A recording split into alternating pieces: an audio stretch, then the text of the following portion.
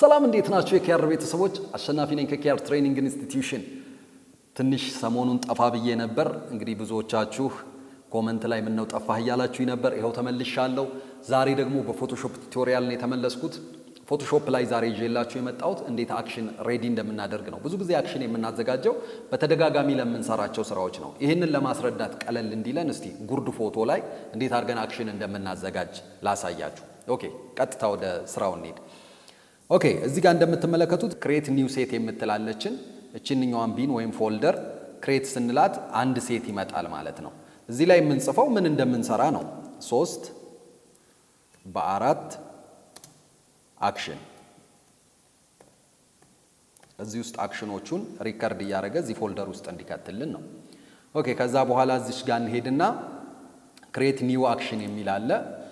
አክሽን 1 እንለዋለን። ይሄን አክሽን 1 ወይም ደግሞ አክሽን 3 በ4 ልትሉት ትችላላችሁ፣ እንደተመቻችሁ። አክሽን 3 በ4 ልትሉት ትችላላችሁ። ሪከርድ ስንለው ይሄው አክሽን 3 በ4 ሪከርድ ማድረግ ይጀምራል ማለት ነው። ከዚህ በኋላ የምንሰራውን እያንዳንዱን ነገር ሪከርድ አድርጎ እንዲደግም ነው። ኦኬ፣ እስቲ እንዴት ነው የምናደርገው? አሁን ይሄን ፎቶ መጀመሪያ ወደ 3 በ4 እንቆርጠዋለን። 3 በ4 ለመቁረጥ እኔ ኦልሞስት ያዘጋጀሁት ፕሪሴት ስላለ እዚህ 3 በ4 ሴንቲሜትር በ300 ፒክሴል ፐር ኢንች ያዘጋጀሁት ስላለ እሱን መርጣለሁ። እናንተ ግን ካላዘጋጃችሁ እዚህ ጋር 3 ሴንቲሜትር በ4 ሴንቲሜትር በ300 ፒክሴል ብላችሁ መሙላት ትችላላችሁ። ኦኬ፣ ከዛ በኋላ እዚች ጋር ትከሻው ድረስ እንደዚህ ክሮፕ ብታደርጉ ጉርድ አብሶ እንዲህ ትከሻው ድረስ ቢሆን በጣም እንትን ይላል፣ ጥሩ ነው። ከዛ ከላይ ትንሽ የተወሰነ ሄድሩም እንዲያገኝ የላይኛውን አፐር ላይን ይሄ ሩል ኦፍ ሰርድ ላይ ያለውን አፐር ላይን አይኑ ላይ ብታደርጉት የበለጠ ሄድሩም ጥሩ ሄድሩም ይኖረዋል። ኦኬ አለን። 3 በ4 ኦልሞስት እንደምታዩት ተዘጋጀ። ነገር ግን ይሄ 3 በ4 ራሱ ፕሪንት አይሆንም። ፕሪንት ለመሆን ወደ 10 በ15 ወይም 15 በ10 ላይ መሄድ አለበት። ወደዛ እንወስደዋለን።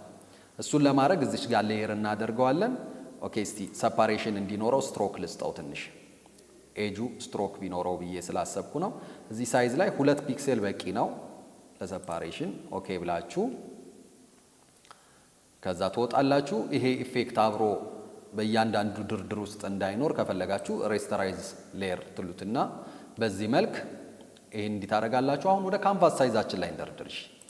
ኢሜጅ ካንቫስ ሳይዝ። ካንቫስ ሳይዝ የምንለው ይሄ ፕሪንት የሚደረግበት ሳይዝ ማለት ነው። 10 በ15 ወይም 15 በ10 ማድረግ ትችላላችሁ። እኔ 15 በ10 ነው የመረጥኩት፣ ወደ ጎን ቢሆን ስለፈለግኩኝ ነው።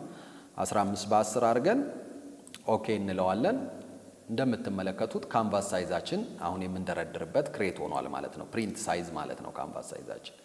ኦኬ፣ ከዛ ይሄን ፎቶ አልት ንጄ እንደዚህ ደረደርኩት። ከዛ ሁለቱን ደግሞ አንድ ላይ እንደዚህ ይዤ